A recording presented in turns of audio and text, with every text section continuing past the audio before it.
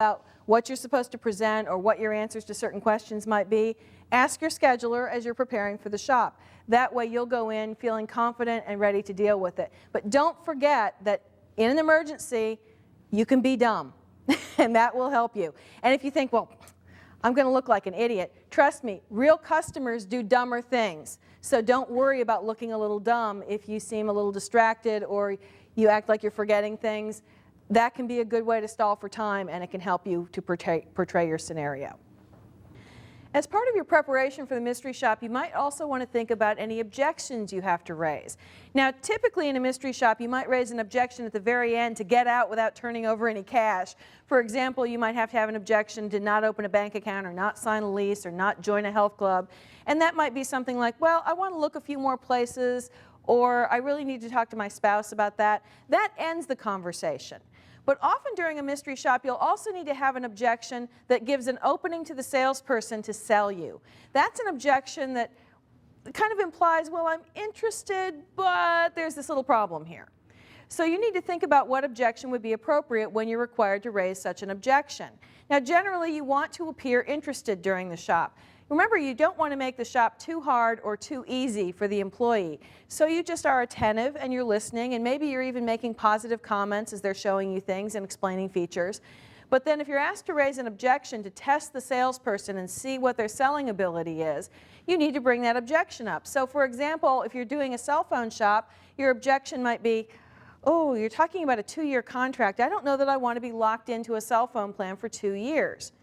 Now, in that case, the obvious thing for that person to do is to give you another contract length, to say, well, we also have a 1-year contract, and here would be the difference in pricing or the difference in the phone that's available, or you can go month to month, and they can explain those to you. So it overcomes your objection that I don't want to have a 2-year contract. There are other options available.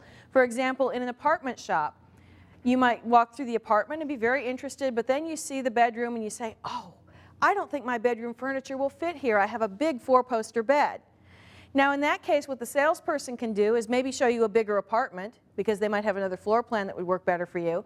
Or they can talk to you about the size of your furniture and figure out how it might fit. So they could say, well, exactly what are the dimensions of the bed? Let's see if we could figure out how to make it fit here. Or here's what some of our other residents do. And some of them put the bed over on this side of the room. So they can give you some ideas that overcome that objection. It's a way to test their ability to sell. You certainly don't want to bring up an objection that just ends the conversation. For example, if you're looking at an apartment and you say, yeah, but I really don't know that I like the neighborhood. What can they do to overcome that objection? They can't pick up the apartment complex and move it someplace else, right? So you need to have something that gives them an opportunity to sell, an opening, as opposed to closing off the conversation. Sometimes your scenario and guidelines will tell you what objection to raise, or they'll give you suggestions at least.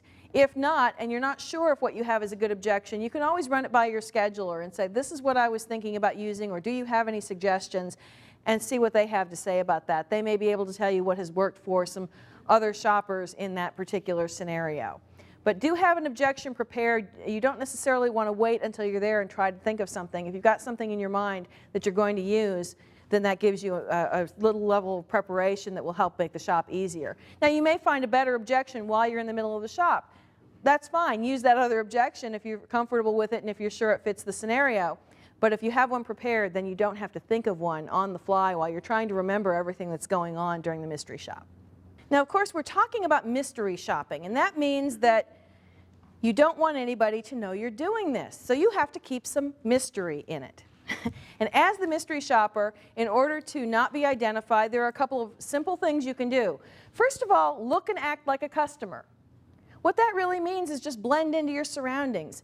We have chameleon-like tendencies as mystery shoppers. We want to just fit in and be like other people there so we don't stand out. That might mean the way you dress. You want to think about how you're going to dress. Would you dress differently, for example, going to a fine dining restaurant than you would to a home improvement store? I would hope so.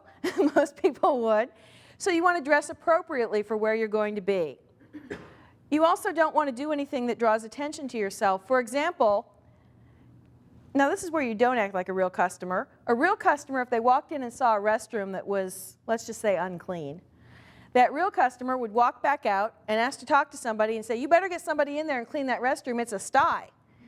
Will we do that as mystery shoppers?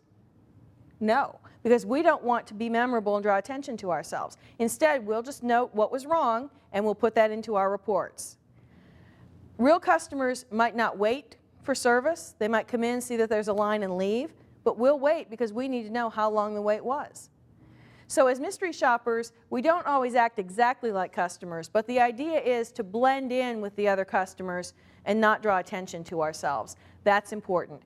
As a result, you also have to remember that if you have anybody with you, they need to know this too. They need to know not to draw attention to themselves. They need to know what's allowed and what's not allowed. They need to know not to talk about mystery shopping. In fact, don't talk about mystery shopping in public because you never know who's around.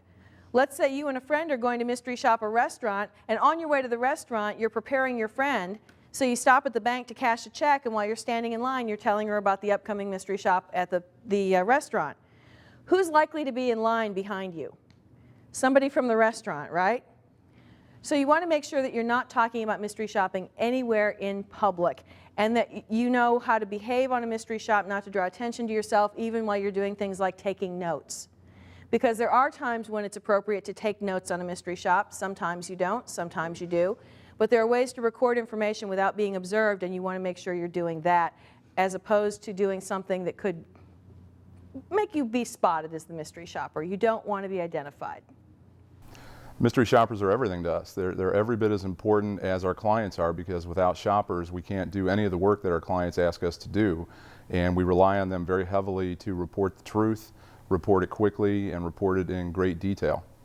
Mystery shopping programs have evolved from simple checking of whether employees are doing certain things to making sure that the client's stores and employees and business partners are following through on the entire brand promise from soup to nuts these days. Their role is to go out and experience things as a typical customer would, and to report back the truth about what they observed and what happened to them, and to report that quickly and in great detail with a lot of fact behind it. And our entire industry is built on the integrity of the shoppers, because at the end of the day, we have a lot of verifications in place these days that we can make sure that a shopper went to the location that we assigned them to, that they did an evaluation, but we're still relying on them to report the absolute truth of what was observed and what happened with them and between them and the associates when they're out there. Integrity is important because the mystery shopper is really the face of the industry. The client needs to understand and appreciate that the information they get from the mystery shopper is reliable, it's credible, and it's based strictly on fact.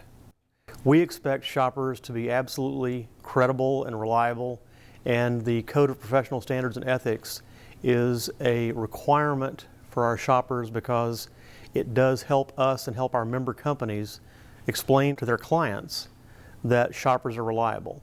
We don't tolerate any abuses of the Code of Professional Standards and Ethics. We don't tolerate any deviations from the standards we set forth. It's a matter of principle and a matter of good business.